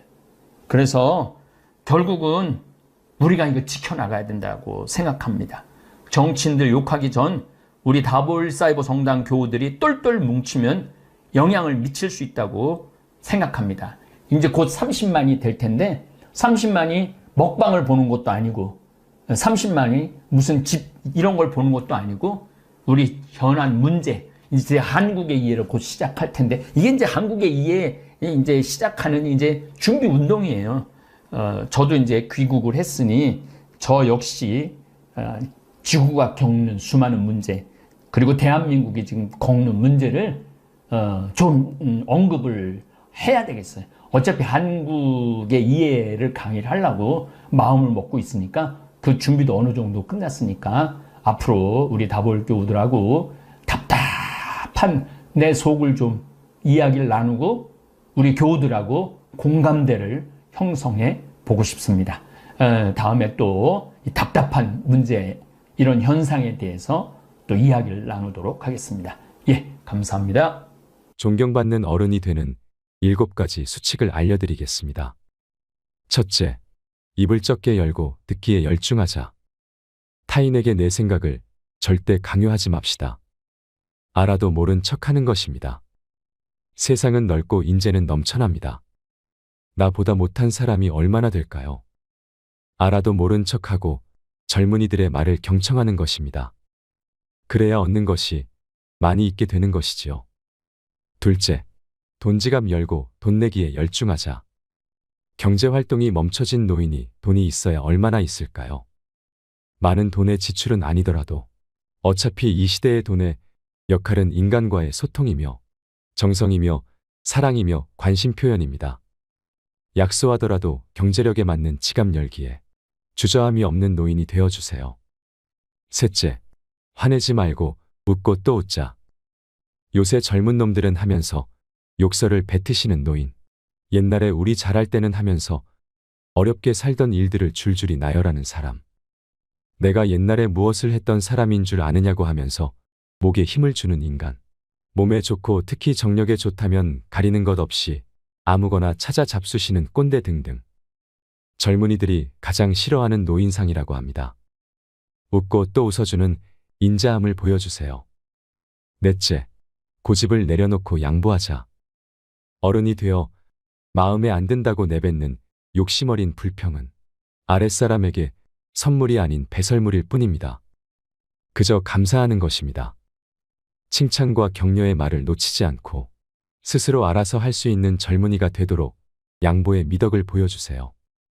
노인이 고집을 세워 자신의 논리로만 일관한다면 젊은이들과 소통이 이루어질 수는 없습니다.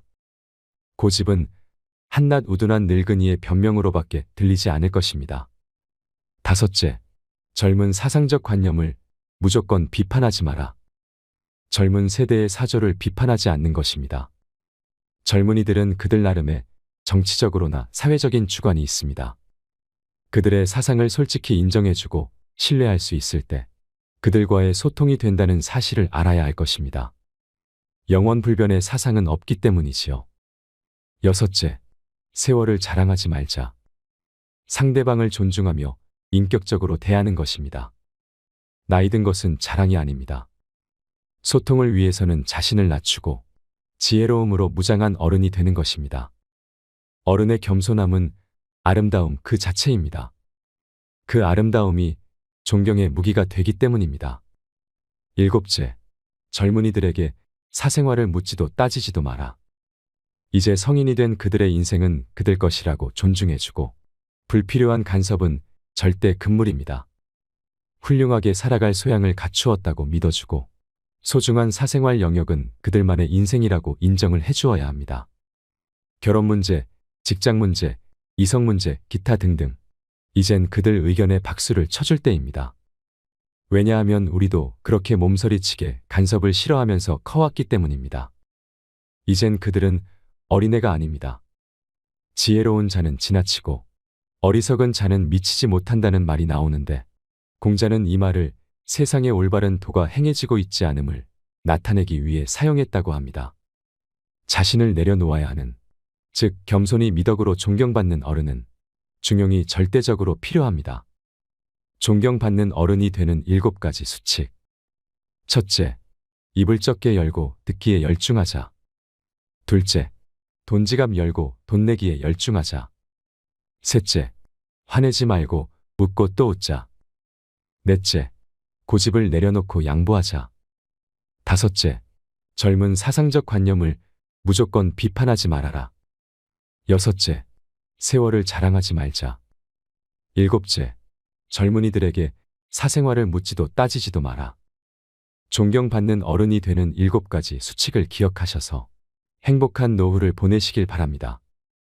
오늘 영상을 보신 모든 분들이 노후를 지혜롭게 행복한 하루하루를 사시길 바라면서 오늘 영상 마치도록 하겠습니다. 이상으로 책틀맨이었습니다. 지혜를 쌓는 당신의 오늘이 아름답습니다. 더 좋은 영상으로 찾아뵙겠습니다.